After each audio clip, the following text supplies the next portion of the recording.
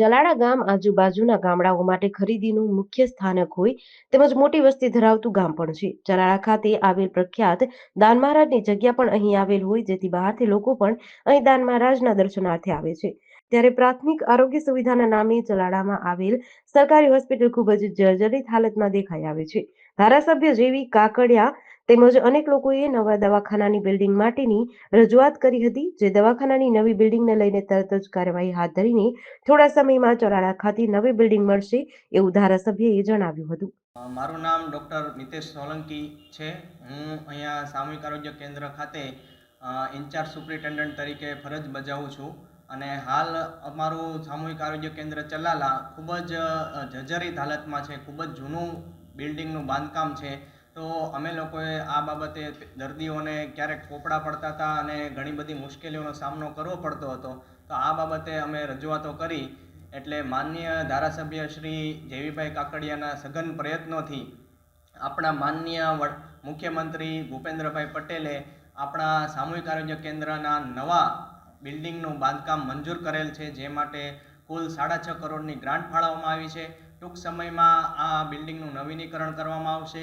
અદ્યતન સુવિધાઓવાળું નવું સામૂહિક આરોગ્ય કેન્દ્ર અત્રે ઊભું કરવામાં આવશે અને આ પગલાંને લીધે અત્યારે ચલાલાના સમગ્ર આજુબાજુના 40 ગામડાઓમાં વસતા દરેક દર્દી નારાયણને તેનો અતિશય લાભ મળવા જઈ રહ્યો છે. ત્યારે અમે બધા જ ડૉક્ટરો, અહીંયાનો સ્ટાફ અને ગ્રામજનો હૃદયપૂર્વક જેવીભાઈનો આભાર માનીએ છીએ અને ખુશીની લાગણી વ્યક્ત કરીએ છીએ. ધારાસભ્ય ધારી બગસરા ખાંભા મારું પોતાનું ગામ છે.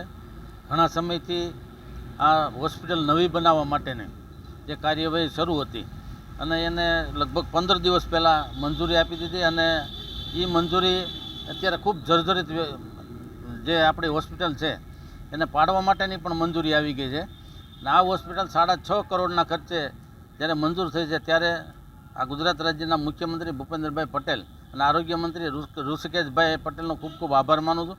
કારણ મારા વિસ્તારની આરોગ્યની સુવિધા વધારેમાં વધારે પ્રમાણમાં મળે અને લોકોને પૂરી સારવાર મળે એના માટે આપણે પ્રયાસોના ભાગરૂપે આપણે એ કેટેગરી જેવી જેમ હોસ્પિટલ આપણે મંજૂર કરાવી છે. 6.5 કરોડની તમામ સુવિધા સાથેની હોસ્પિટલ અત્યારે મંજૂર થઈ ગઈ છે અને ટેન્ડર પ્રક્રિયામાં શરૂ થઈ ગઈ છે. લગભગ 2 મહિનામાં આ હોસ્પિટલનું બાંધકામ શરૂ થઈ જશે. ક્યાં સુધીમાં પૂરું થશે?